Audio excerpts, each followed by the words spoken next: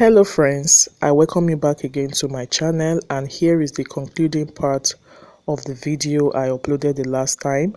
Please do me well to subscribe, like, comment and share this video.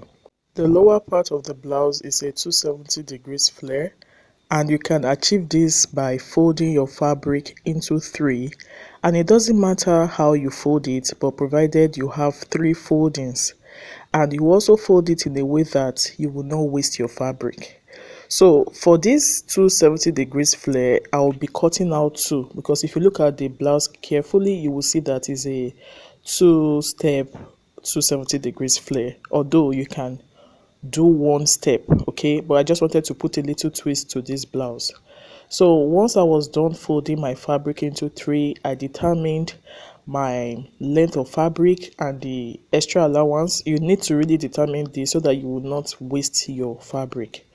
I have a tutorial on this channel on how to cut different flares, okay, so I'll be attaching that link to this video. Kindly check the description box for that. So once I was done getting the quantity of fabric I wanted, you will get your radius, and that's the formula on the screen.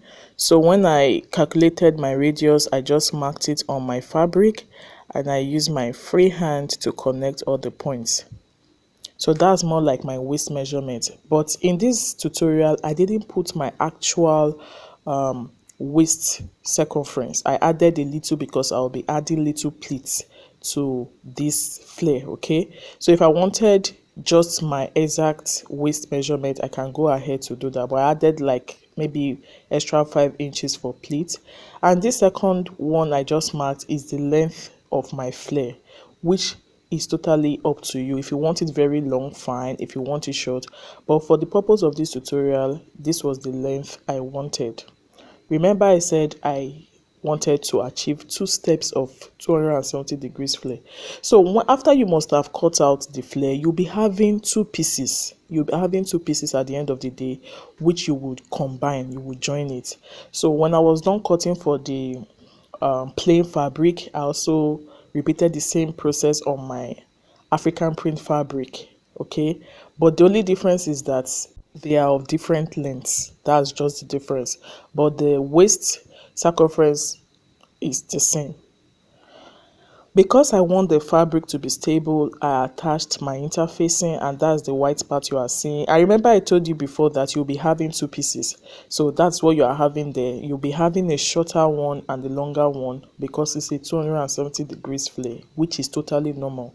So I just used my pin to first of all hold it, then I combined it, okay. I also wanted this flare to be stylish, so I just created a curve. Remember I added extra allowance so I could actually play with the style. So I just curved it a little because I didn't want it to look sharp, okay. And once I was done doing that, I just combined everything just as you can see me do, because in this tutorial I'm using that plain fabric also as my lining. Even though I'm using that same fabric as one of the steps, I also use it as my lining, okay. Then I will just use my pins to hold the two down, like two right sides facing each other. Here I'd already stitched it, and I also top stitched. The reason for top stitching is you don't want the lining to show on the other side, so you can see it, the lining is hiding. That's the result of top stitching. So I also gave it a good press, and that's what you are seeing right there. Then this is the other part of the flare. You know, it's two steps flare, so this is the other part. It will still be the same measurement, I mean for the waist, but different lengths because there are two steps, okay. So that's all for 270 degrees flare. I just went ahead to iron everything, then I placed the two together this way, okay. Then after stitching the two, this is what you will have. Then I will just go ahead to remeasure it because we want to really confirm that is our waist measurement size. So I just measured it and I saw that it was okay. I will just go ahead to combine the two. You can see it, that's my pleat right there because of the extra allowance I added. This is how it should look if you are doing a two steps. Otherwise, just one step is fine. So when I was satisfied with the look, I went ahead to attach it to the upper part of my blouse, and that's what you can see right there. So before you attach it, you can go ahead to stitch on the side first, or whichever way works for you. But first, I just attached my zipper, joined the shoulder, just as you can see, before attaching the peplum part, the 270 degrees peplum. That was exactly how I did it. And for the sleeve, I didn't show it in this video because it's a regular sleeve. I have many tutorials on how to cut your basic sleeve, but the only difference is that I just added elastic to that sleeve part. That's the elastic you are seeing right there. If you are wondering how I achieved the upper part of this blouse, kindly check my channel. I would also be attaching the links in the description box. So this is what I have at the end of the day: a 270 degrees flare shoulder bustier.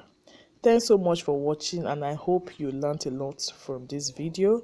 Please don't forget to share, comment, subscribe, and like this video. Bye.